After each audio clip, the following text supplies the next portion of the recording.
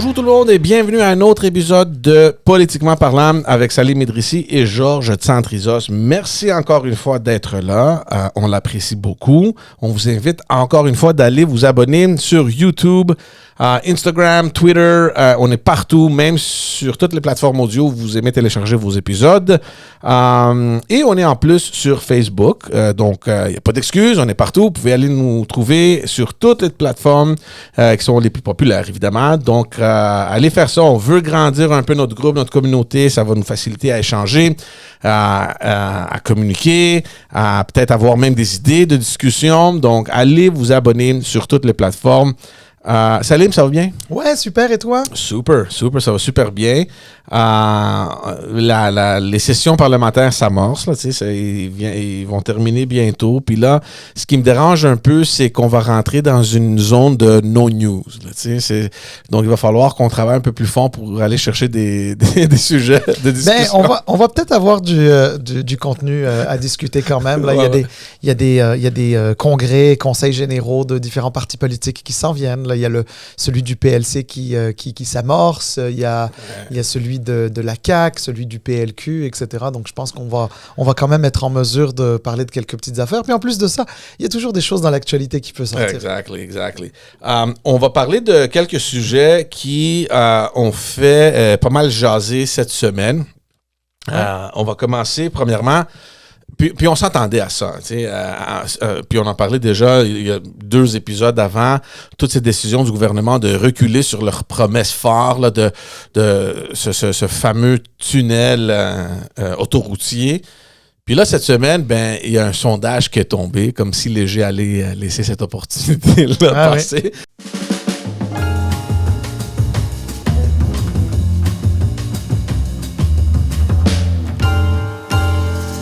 Donc, il y a un sondage qui est rentré, puis c'est quand même dévastateur. Peut-être pas dévastateur, mais quand même, c'est un premier uppercut, là, disons, pour la CAQ, surtout en région de Québec. Ben oui. En fait, le sondage, c'était un sondage léger, pour léger marketing, là, mais en fait, il est lourd. Il n'est pas léger. Il est lourd pour la CAQ. Puis, tu as raison de faire mention de notre épisode d'il y a 2 semaines, parce que effectivement, il y a 2 semaines, on disait quelque chose, puis évidemment, beaucoup de commentateurs dans les médias, etc., le disaient, c'est que cette histoire de 3e lien, de la manière dont ça a été géré, la manière dont c'est sorti, allait sans doute laisser des traces, et que le petit côté téflon de la CAQ, jusqu'à présent, allait en prendre un coup. Là. Puis là, c'est sûr qu'on voit une espèce de petite fissure. Hein, tu te souviens, on parlait de fissure. Mm-hmm. Alors, écoute, on va le dire d'emblée. Il s'agit d'un sondage. Avant de dire que c'est une tendance, ça va prendre peut-être 3, 4, 5 sondages. Mais c'est quand même significatif parce que depuis 2018, depuis que la CAQ est arrivée au pouvoir, jamais la CAQ n'est tombée comme ça assez abruptement. D'abord en perdant 4 points au national. Certains diraient 4 points, c'est pas énorme, surtout pour un parti dont le vote est quand même assez étalé au Québec, pas concentré, mais quand même 4 points qui sont très révélateurs, surtout effectivement dans ce qu'on appelle la région métropolitaine de recensement de Québec, donc de la grande région de Québec, là, qui inclut aussi la rive sud de Québec avec Lévis et autres, là où les parties prenantes favorables au 3e lien étaient les plus importantes. Mais ça, attends, au national, je pense qu'ils perdent 4 points, mais dans la région spécifique que tu mentionnes... 14. Oui, exact. Dans la région spécifique, c'est 14. Ils sont passés de 40%, ce qui est quand même un score très fort, Oui. À 26. Donc, ça veut dire quand même que c'est une... comment dire? Tu sais, quand je te disais que c'était un sondage qui était quand même lourd pour la Coalition Avenir Québec, perdre 14 points dans la région de Québec, c'est pas rien. Moi, je vais dire une chose parce que c'est sûr qu'avec l'expérience qu'on a, on en a vu des sondages. Là, puis... On voit un sondage, puis on l'analyse un petit peu, mais comme tu as dit, on ne veut pas tout de suite sauter dans des conclusions. Mais pour moi, c'est fascinant de voir, comme tu as dit, comment les choses vont évoluer à partir de maintenant. Parce que quand on voit le PQ qui a reçu pas mal, pas toutes, là, des 14 points qu'ils ont perdu, le PQ a reçu les 8 et le reste, je pense, c'est allé au Parti conservateur. Moi, ça m'intéresse beaucoup de voir comment cette région-là va se jouer et plus fascinant encore, c'est de voir un peu la réaction des gens dans cette région-là où c'est automatique. Ah, tu sais, on est trahis ou ils ont fait ci, ils ont fait ça. Moi, c'est fini. Let's go. Oui. On retourne à notre source. Oui. On retourne au bercail. C'est le Parti québécois. Ou peut-être le nouveau parti que, tu sais, il y a les conservateurs maintenant qui ont leur place aussi. Moi, ça, je trouve tellement fascinant la façon que les gens, avec leurs intentions, font un shift, là, dépendamment des circonstances. Ouais. Ben, en fait, c'est très intéressant ce que tu dis, puis je suis tellement d'accord. Puis, je vais te dire une chose. J'ai travaillé à Québec, puis j'ai aussi travaillé pour un ministre de la région de la capitale nationale. Et donc, je me suis imprégné de la culture politique, j'ai envie de dire locale, là, de cette grande région-là. Et moi, ce que j'ai toujours trouvé fascinant chez les gens de Québec, à la population du Québec, de la grande région de Québec, c'est cette comment dire cet éveil par rapport aux questions d'affaires publiques et politiques et donc les gens sont quand même beaucoup plus politisés que la moyenne québécoise. Et d'ailleurs, c'est pour ça que on peut voir parfois des sauts d'humeur. Il fut un temps où le PQ a déjà été plus ou moins fort dans la région de Québec, puis à un moment donné, le PLQ a été très fort. Regarde, maintenant, il est complètement absent. Il y a même des élus de Québec solidaire qui l'auraient cru il y a quelques années que Québec solidaire pouvait gagner des comtés dans la grande région de Québec, enfin à Québec en l'occurrence.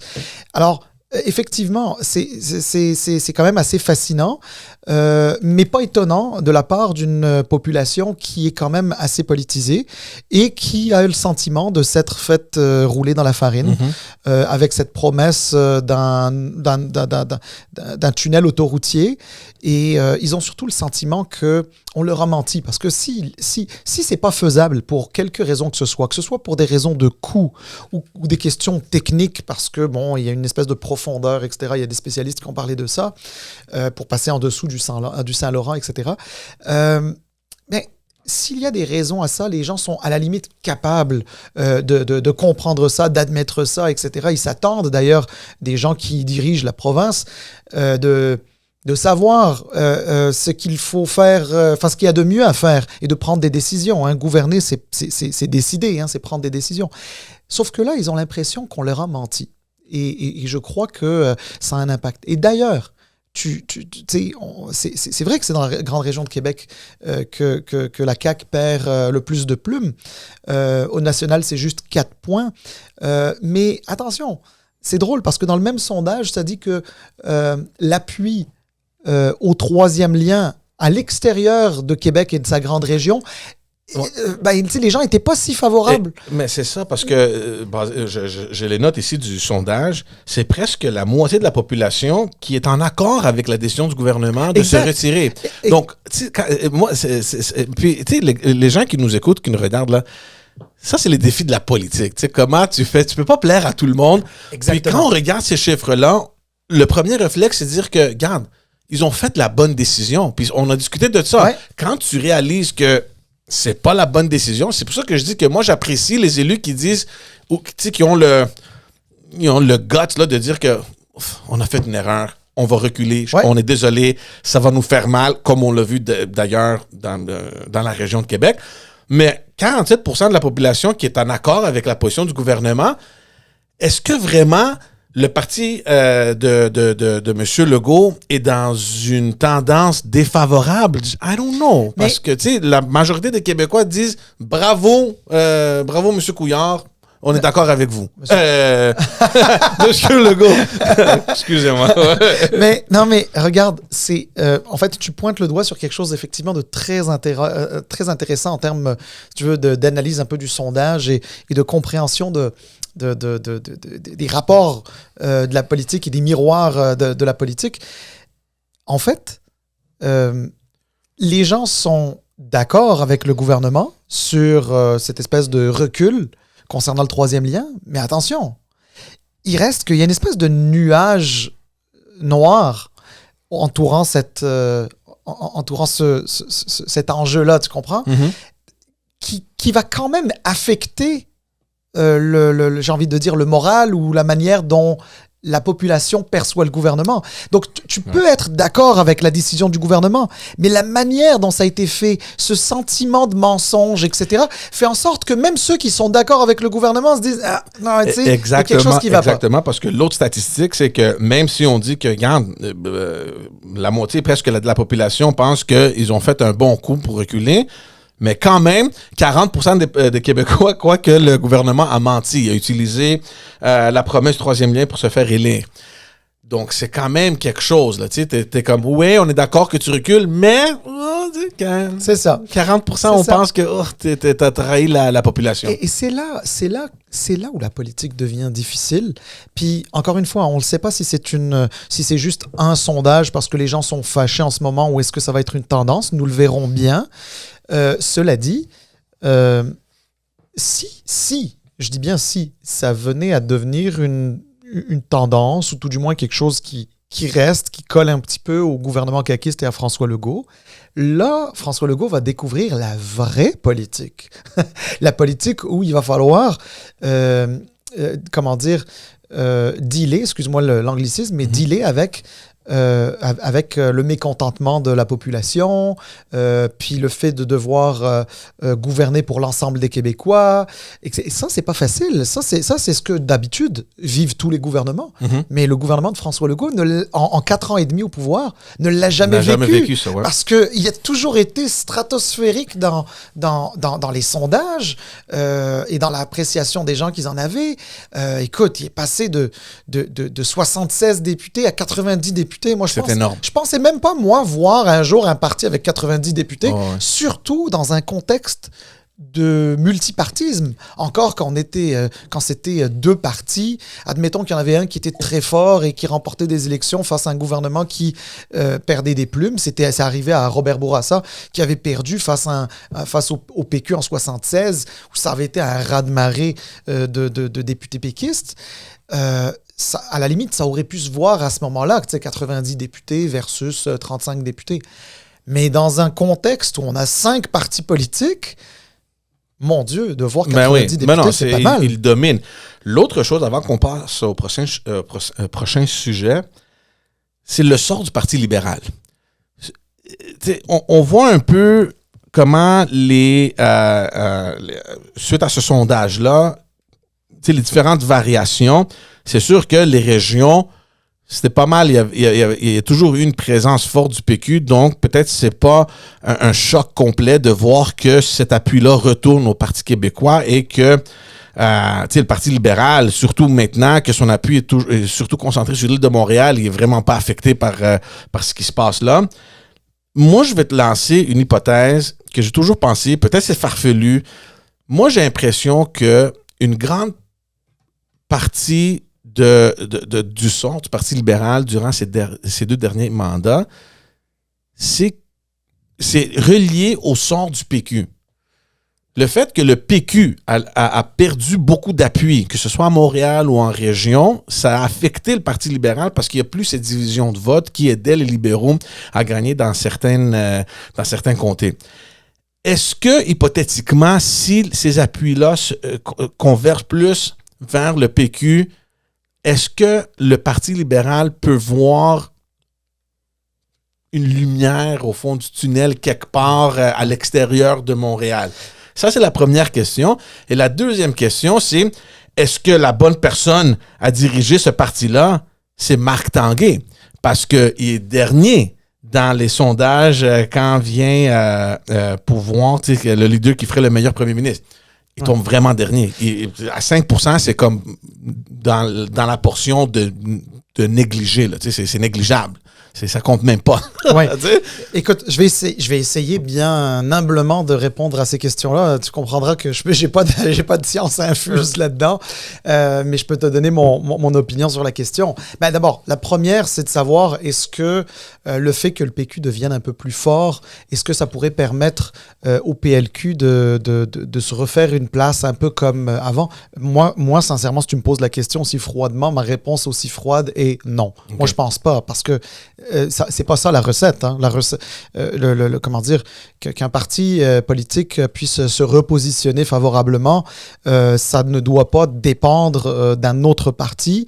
Moi, j'ai envie de même te dire que si c'est le cas et que chez les libéraux, on pense ça, ça pourrait au contraire contribuer à ce que ce parti-là tombe encore plus bas. Je vais t'expliquer pourquoi. Parce que si à un moment donné, on se retrouve avec un PQ qui renaît de ses cendres plus ou moins, et qu'on commence à avoir une bataille CAQ-PQ, PQ qui est souverainiste, CAQ qui est, je ne vais pas dire fédéraliste, parce qu'à mon sens, tout du moins dans ma définition, ils ne le sont pas. C'est pas clair. Ils ne le sont pas, mais au moins une chose est certaine, c'est qu'ils ne sont pas séparatistes. Ouais. Officiellement, ils ne le sont pas. C'est pas dans leur plan. Il y a des gens qu'on sait qui sont très fédéralistes qui sont là. Le ministre des Finances, Girard, entre autres, etc. Alors, s'il devait commencer à y avoir un PQ fort, et puis qu'il commençait à y avoir des courses entre la CAQ et le PQ, oublie ça. Le vieux positionnement du PLQ, ça se peut que ce soit la CAQ qui le récupère.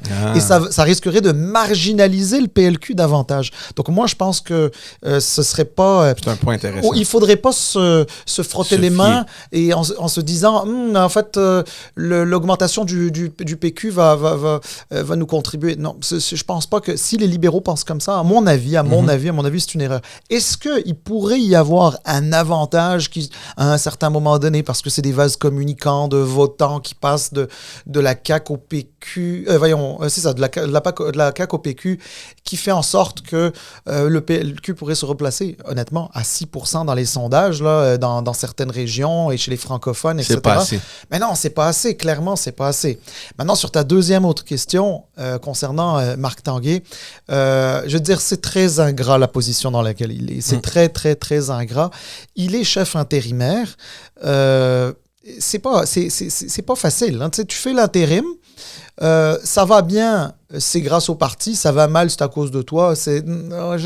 Non, moi je pense que Marc Tanguay, il fait à mon sens ce qu'il peut faire avec ce qu'il a, avec les cartes qu'il a entre ses mains. C'est pas évident. C'est sûr que aujourd'hui, le PLQ essaye plus d'assurer une présence parlementaire, un travail parlementaire dans les commissions, etc. Donc, de jouer un peu son rôle d'opposition. Le PLQ n'est pas dans la construction encore. Et ça ne se fera pas avec un chef intérimaire, ça se fera avec un chef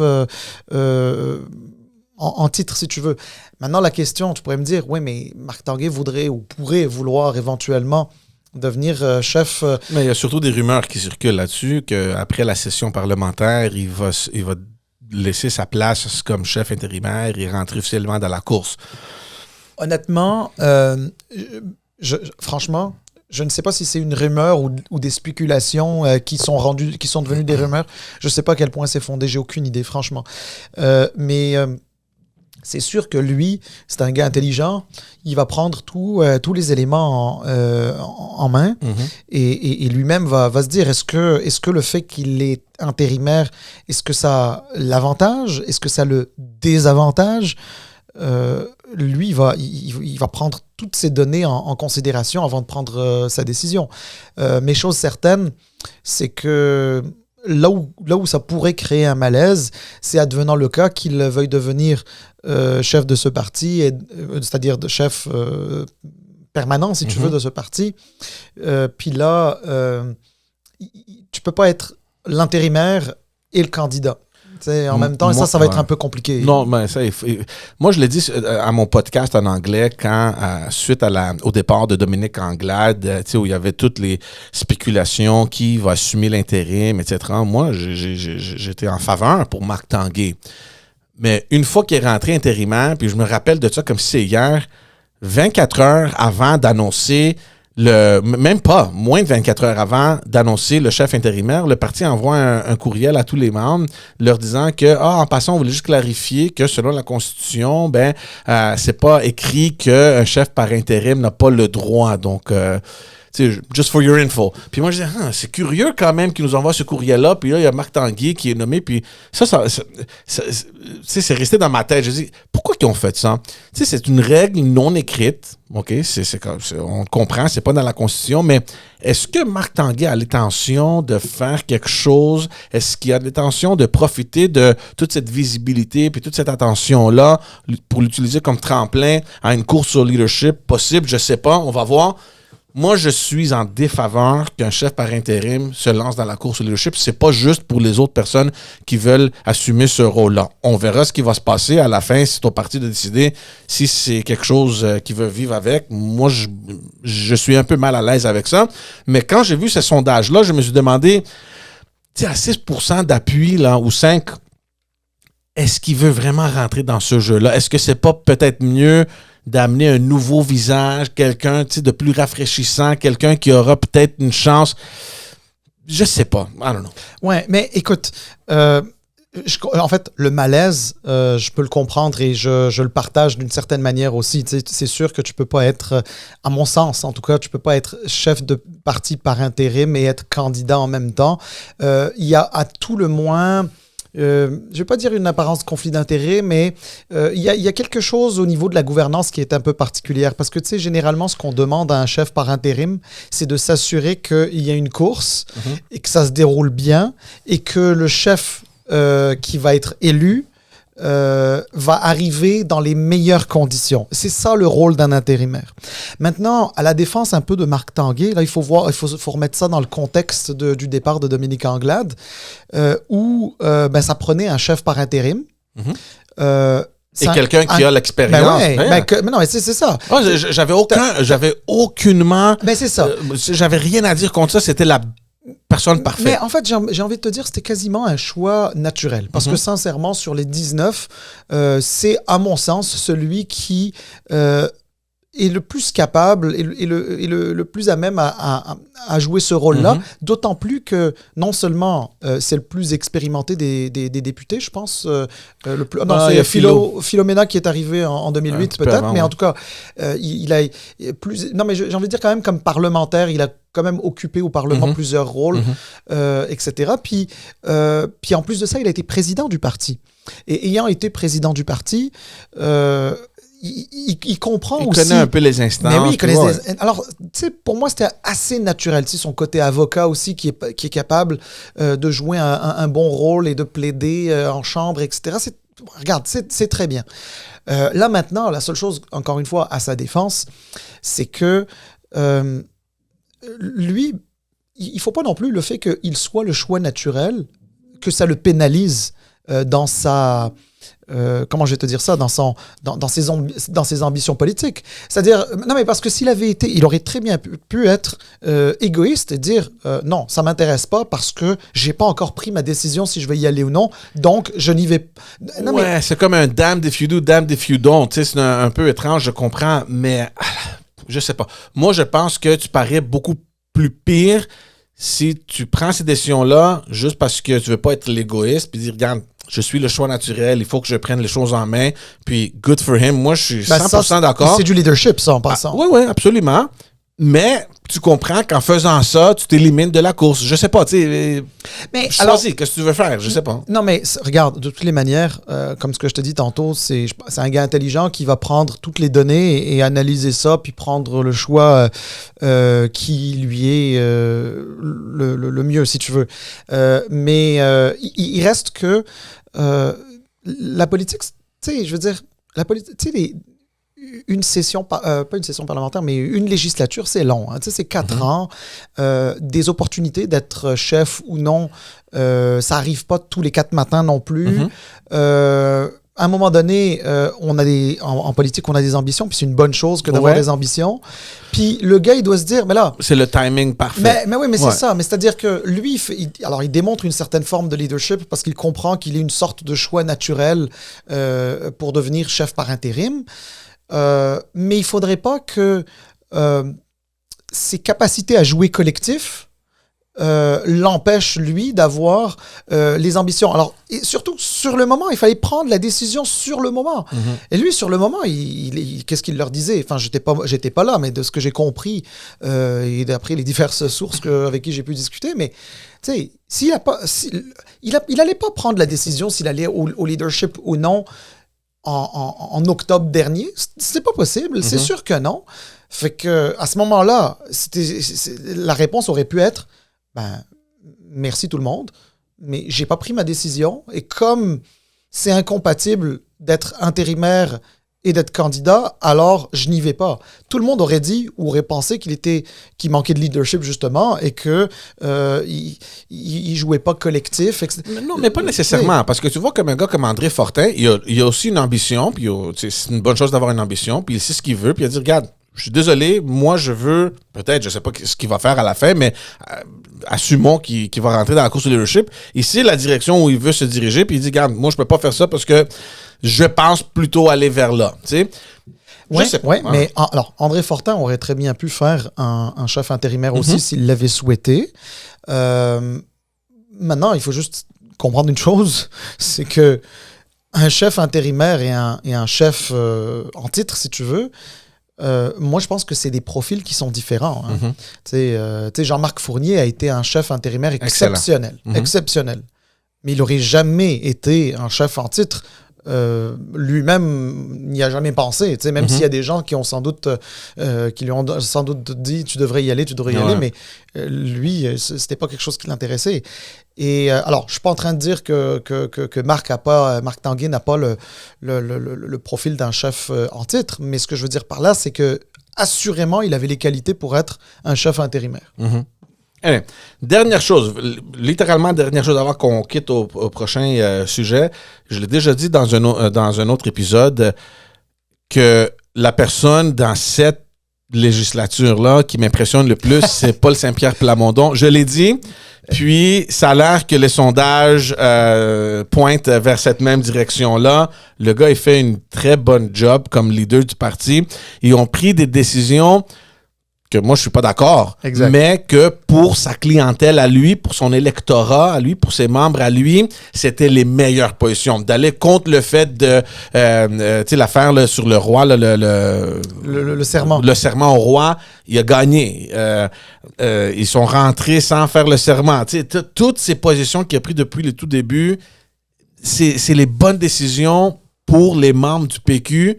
Et ça commence le sondage nous montre que peut-être, encore là, c'est juste un sondage, mais ça démontre que peut-être ça montre qu'il a pris les bonnes décisions. Mais écoute, je voulais te faire la blague. Moi, je pense que notre podcast, il doit être très écouté dans la région de Québec. Évidemment, c'est une blague. Mais effectivement, je me souviens très bien, tu avais dit de super belles choses sur Paul Saint-Pierre Plamondon. Puis en passant, tu avais raison, puis je suis d'accord avec toi. Puis sais-tu quoi? Je pense qu'il y a beaucoup de gens qui sont d'accord avec ça parce que il y a même des personnes qui sont pas nécessairement péquistes qui trouvent qu'il fait... Alors, quand on dit une bonne job, on s'entend, c'est une bonne job politique. Hein, on n'est pas nécessairement d'accord avec les points de vue ou les positions, etc. Mais il reste que il a une attitude, une approche qui plaît. Elle plaît beaucoup. Puis, non, il fait preuve d'une maturité pour un nouveau parlementaire. Mais il ramène une fraîcheur, une fraîcheur. Puis honnêtement, moi je le trouve cool. D'ailleurs, il est tellement cool, on devrait l'inviter. Est-ce qu'on lance l'invitation? S'il écoute ou si quelqu'un au Parti québécois écoute, j'ai déjà envoyé un message en privé sur son Instagram. Peut-être que c'est pas la bonne approche, là, mais ça. on va aller par les bons... Sais-tu quoi? On va le taguer. On va mettre ça en clip, on va faire ça en extrait, on va le taguer, on va voir s'il nous écoute. Oui, venez au podcast là, pour qu'on puisse en discuter. Vous êtes le seul d'ailleurs sur l'île de Montréal, donc vous êtes très proche du studio. Non, mais ça serait le fun. Puis en plus, il est tellement... Regarde, il est tellement... accessible, je crois que c'est pas impossible qu'il accepte. Mais s'il n'accepte pas, on va pas lui tenir non, mais c'est pas grave. Vu que François Legault veut pas l'avoir sur son podcast, mais viens sur le nôtre, puis on va avoir une belle discussion.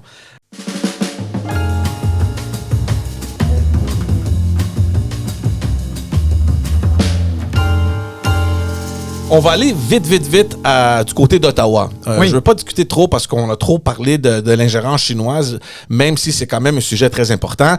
Il y a plusieurs qui pensent que le gouvernement peut-être donne pas l'attention qu'il faut sur cet élément qui est quand même très important. Tu sais, quand tu as un autre gouvernement qui s'ingère un peu dans tes élections ou dans tes institutions, c'est quelque chose qui doit être pris au sérieux.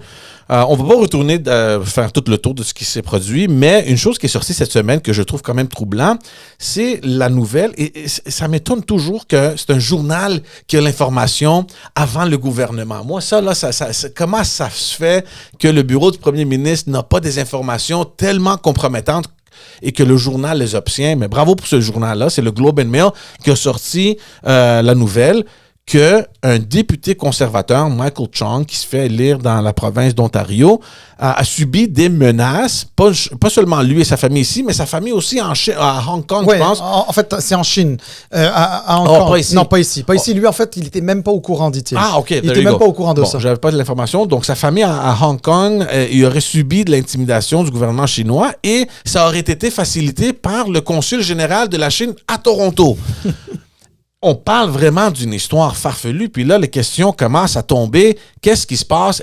Si c'est le service de renseignement qui apparemment a coulé l'information au Globe and Mail, comment ça se fait que cette information-là ne s'est pas rendue au bureau du premier ministre? Le premier ministre et le ministre, je sais pas trop quoi, là, Mendocino, ils ont dit qu'ils ont appris la nouvelle lundi quand c'est tombé dans les journaux. Je sais pas, j'aimerais les croire, évidemment. On leur donne le bénéfice du doute. Mais une information quand même importante comme ça, qu'elle ne soit pas rendue au bureau du premier ministre, déjà là, je trouve que c'est inquiétant, à moins qu'ils ont pensé que peut-être c'était pas si sérieux que ça, mais quand même, c'est des membres de la famille d'un parlementaire ici qui, à leur pays natal, sont soumis à je sais pas trop quoi.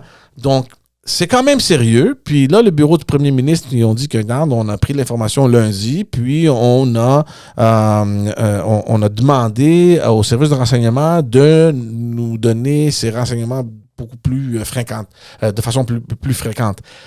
Je sais pas qu'est-ce qui se passe. Honnêtement, là, toi, tu as vu cette nouvelle-là. Qu'est-ce que tu as pensé?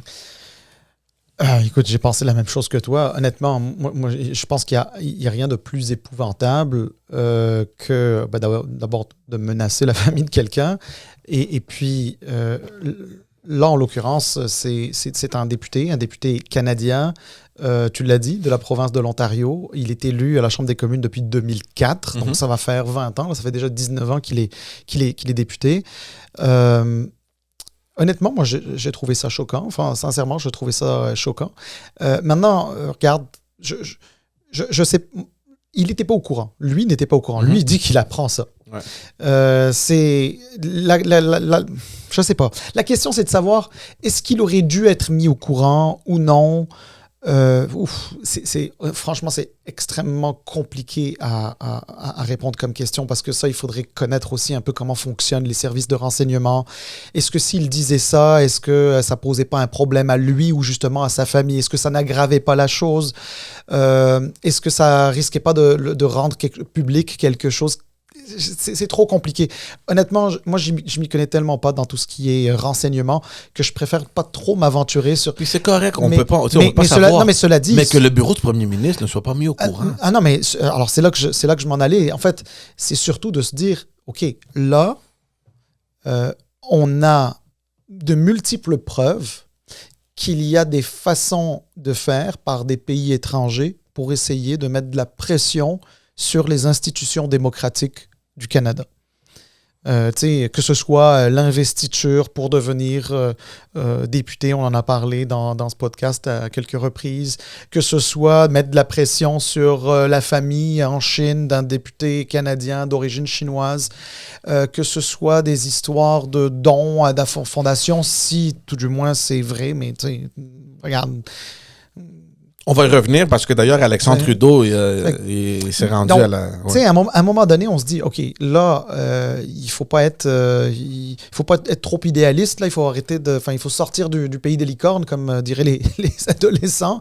Et il faut sortir de là. Puis puis réaliser que l'ingérence étrangère, la pression qui peut provenir de l'extérieur du Canada, elle est très solide, puis elle vient de la Chine, qui est pas un petit pays, c'est une grosse puissance. Il faut prendre ça très au sérieux et l'une des meilleures choses, c'est de protéger ces institutions démocratiques. Et regarde, le jour où les démocraties occidentales, leur démocratie va commencer à s'effriter, puis dans certains cas, ça a commencé, on va être dans le trouble. On va être dans le trouble parce que des pays qui ne connaissent pas ça, la démocratie, comme la Chine notamment, en tout cas pas comme nous on la comprend, ils ont de l'expérience là-dedans. Oui, exact. Non seulement il faut prendre ça au sérieux, mais moi, ce qui m'inquiète encore plus, puis là, tu sais, on n'a pas d'informations. Donc, nous, on commande juste basé sur les informations qui sortent sur les des médias. Mais non seulement c'est sérieux, mais on a l'impression aussi que le gouvernement à Ottawa ne le prend pas tellement au sérieux, de un. Et on ne va pas retourner là-dessus. On a dit à quel point nous, on pense que c'est nécessaire d'avoir une enquête publique. D'ailleurs, à la commission qui est en train de regarder le don, là, le 200 000 $ qui a été accordé à la Fondation Trudeau, il y a eu hier et avant-hier 2 témoignages, un de Morris Rosenberg, ancien dirigeant de la Fondation, et hier Alexandre Trudeau, le frère de Justin Trudeau. Et ce que j'ai trouvé intéressant, c'est que les deux, on nie catégoriquement le fait que c'est une question d'ingérence. Vous exagérez, c'est rien. Morris Rosenberg qui a dit, regarde, imaginez que je fais un don, puis là, je prends ma retraite, puis je vis en France, ben je vais vous demander de m'envoyer le reçu en France. Non, c'est pas comme ça. It doesn't work like that, my friend. C'est difficile à croire un argument de même. Puis, Alexandre Trudeau, hier, qui, je pense, a réglé les comptes avec l'ancienne dirigeante. C'est comme s'il est sorti en commission pour la planter carrément. Mais lui aussi, il a dit, regarde, vous perdez votre temps ici, là. Il n'y a pas de question d'ingérence. First of all, t'es pas là pour donner ton opinion, t'es là pour répondre aux questions. Laissons la commission faire son travail. Puis moi, je préfère lire le rapport de la commission et j'espère peut-être qu'il y aura une enquête publique et c'est ce rapport-là que je vais prendre peut-être plus au sérieux. Toi, là, de me dire que, oh non, guys, vous exagérez, vous perdez votre temps, il n'y a pas de question d'ingérence. Merci, mais moi, je te crois pas. Mais c'est sûr qu'il y avait une approche un peu baveuse, comme on dit, un peu arrogante. Ça, c'est sûr. Je crois que... je ne sais pas si c'est de la naïveté, mais c'est sûr que de commencer à dire qu'il n'y a rien là, regarde, je veux dire... Avec tout ce qui a été dit, tout ce qui a été sorti, avec la démission non seulement de la directrice générale, mais aussi de plusieurs administrateurs et d'autres personnes qui étaient liées de près ou de loin à la Fondation Trudeau, de venir puis d'être le seul ou l'un des seuls ou l'un des rares à dire qu'il y en avait il n'y en a pas de problème, il n'y a pas de mauvaise perception, il n'y a pas d'ingérence, etc. Moi, je trouvais que c'était un peu gros, pour pas dire grotesque. Surtout, et je ne veux pas t'interrompre, mais Morris Rosenberg a dit que, regarde, je suis tellement confiant qu'il n'y a pas d'ingérence étrangère que moi, je préfère avoir une enquête indépendante publique. Il a dit. Ah, mais ça, alors, tu vois... Bon, là, c'est intéressant. Non, mais voilà, ça, c'est intéressant, parce que tu vois... là où mon point de vue diverge un peu du tien, c'est-à-dire que oui, il était là pour répondre à des questions, puis il faut quand même rappeler, on l'a dit la semaine dernière, mais on le redit cette semaine, c'est lui qui a demandé. C'est lui qui a demandé à être entendu par le comité. Alexandre Trudeau. Excuse-moi, j'aurais dû préciser. Alexandre Trudeau, c'est lui-même qui a demandé à être entendu par le comité. Il est allé au comité, alors effectivement, pour répondre aux questions. C'est pour ça qu'il va au comité. Mais en répondant aux questions, il a le droit quand même de donner son avis. Mm-hmm. Donc, il l'a donné. Et son avis, il a le droit de l'avoir. On peut ne pas être d'accord avec. Mm-hmm. Il a le droit de l'avoir. Mais moi, ce que je trouve d'intéressant dans ce qu'a dit Rosenberg, c'était de dire, bon, moi, mon avis, c'est qu'il n'y en a pas d'ingérence, il n'y en a pas de problème avec ce don-là, etc. Mais, savez-vous quoi? Mettons là en place cette commission d'enquête, cette enquête publique, whatever, et ça va venir prouver. Ben, fine, exactement. That's it. Parce que c'est vrai, hein, c'est vrai. On sent qu'il y a quelque chose qui tourne pas rond, mais on ne pourra pas le savoir tant qu'il n'y aura pas d'enquête publique indépendante. Et alors, si Johnston, l'ancien gouverneur général qui est en charge d'arriver avec des conclusions à savoir si ça prend, oui ou non, une enquête publique, si finalement il dit il devrait y en avoir une, eh bien, Alexandre Trudeau aura eu raison sur une chose. That's a waste of time. On a perdu du temps jusque-là. Je pense qu'on aurait dû la déclencher. Moi, je pense qu'on n'aurait pas eu à faire tout ça. Moi, l'affaire du waste of time, je pense qu'il a dit, en général, vous perdez du temps à regarder dans cette affaire-là. Il n'y a pas d'ingérence. Ah non. Alors, non. Il n'y a pas de waste of time quand il s'agit au moins, c'est comme ça que je l'ai compris. Ah oui, non, mais je comprends comment tu l'as compris. Non, mais de ce point de vue-là, je suis d'accord avec toi. Non, on ne perd pas notre temps à s'assurer que des puissances étrangères ne s'ingèrent pas dans nos affaires internes. Non, ça, c'est pas une perte de temps. Mais s'il y a une perte de temps que moi, je pense, cette commission-là. C'est ce qu'on fait en ce moment même. Oh. Alors... Dans cette commission parlementaire. En fait, tout ce qui a été dit... En fait, si on l'avait lancé, cette enquête, il y a quelques semaines déjà... Mais même cette commission-là, je ne trouve pas que c'est une perte de temps parce que peut-être ça va venir complémenter l'argument que, regarde, voici ce qu'on a recueilli comme information, voici ce qu'on décide. On veut une enquête publique, puis espérons que M. Johnston va faire de même de son côté. Je ne sais pas qu'est-ce qui va arriver, on ne peut pas savoir le futur, mais... qui sort dire que toute cette affaire-là, on a assez d'informations pour croire qu'il y a quelque chose qui sent mal. C'est un peu une perte de temps.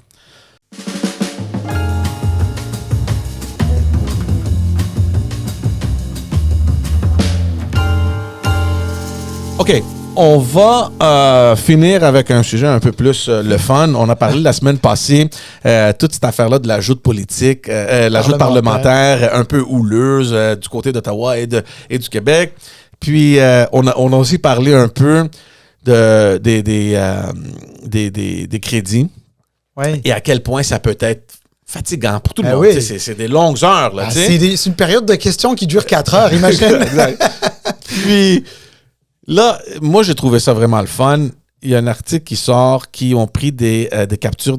C'est une photo qui ont pris Geneviève Guilbeault, donc la vice-première ministre, avec une feuille avec des mots-clés que son équipe lui a suggéré peut-être de glisser lors de ses interventions. Une affaire de fun, tu sais. Puis... Et des mots savants, hein, des mots compliqués. Des mots vraiment compliqués. Donc, moi, mon premier réflexe, c'est de rire. Bravo pour elle, tu sais. C'est 4 heures, c'est plate. Elle est obligée de répondre à toutes ces questions-là. Pourquoi ne pas prendre quelques mots pour jouer un petit jeu? Puis c'est ça qu'elle a dit. Je sais pas pourquoi elle s'est excusée. Elle aurait pu vraiment dire, regarde, guys, c'est 4 heures, là. Excusez. Je prends ça au sérieux, puis, regarde, je voulais juste glisser quelques mots. C'est pour passer le temps. Je ne vois pas pourquoi on a dû s'excuser. Là, il y a l'autre point de vue que peut-être que tu partages, que tu es une parlementaire, tu es assise au Parlement, c'est un processus quand même sérieux, l'étude des crédits. Il faut montrer un peu de sérieux. Tu sais, des petits jeux comme ça, joue-les avec ta famille ou joue ça, je ne sais pas trop où, là. Mais c'est un moment sérieux. Donc, il y a ces deux points de vue-là. Moi, je suis plutôt du côté que, regarde, fais ce que tu veux, là. Puis de toute façon, on sait, puis on l'a dit avant d'enregistrer, tu as déjà travaillé pour des ministres. C'est des affaires qui se faisaient même avant. Donc, peut-être que c'est une tradition au Parlement. Non, mais regarde, on va vite s'entendre. Il n'y a pas de scandale, là. Genre, il y a vraiment pas de scandale, là. Puis, mais je veux quand même être cohérent avec ce que j'ai dit la semaine dernière.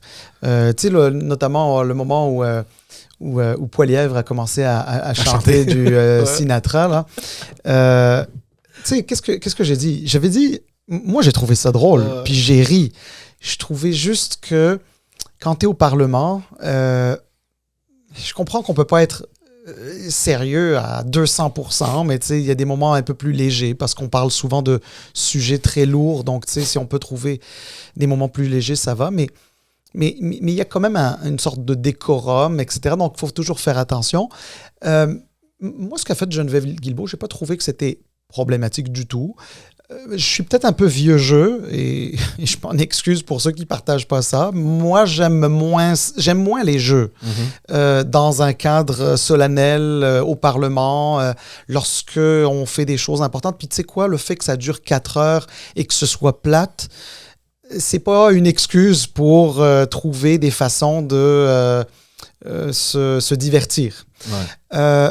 Cela dit, je dois te dire qu'à ce jeu-là, Geneviève Guilbeault est exceptionnelle.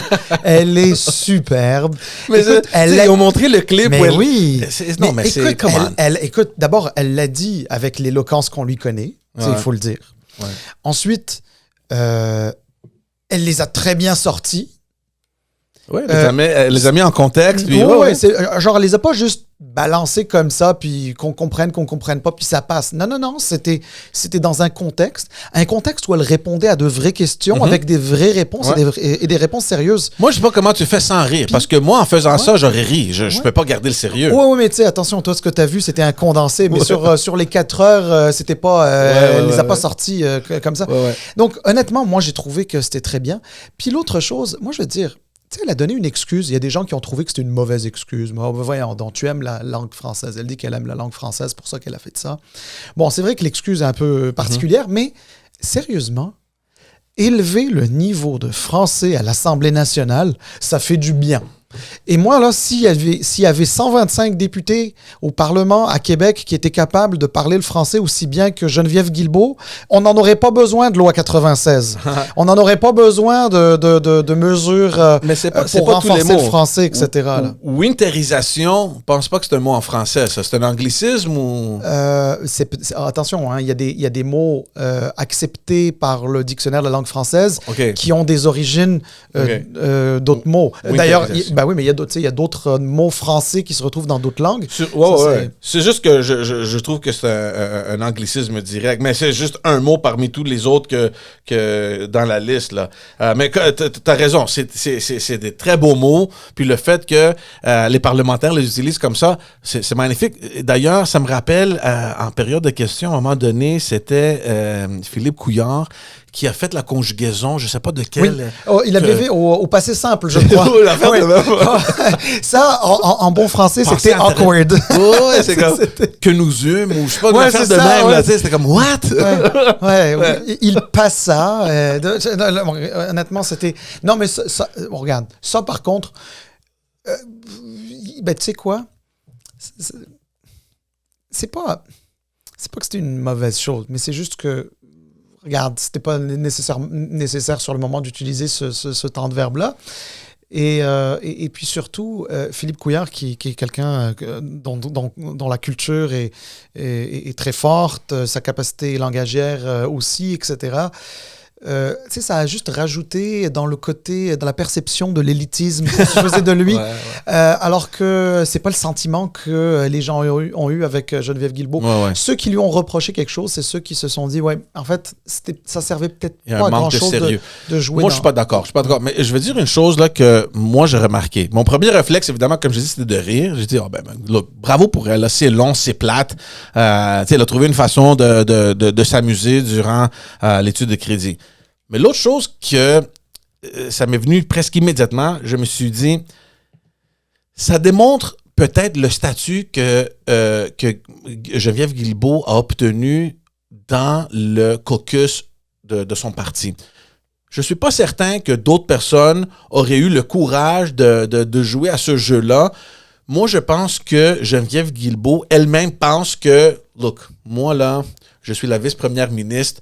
Je suis peut-être placé plus haut que vous. Je me permets certaines choses et je sais que it's going to slide. OK, regarde, on va se le dire clairement, là. C'est pas Éric Kerr qui l'aurait fait.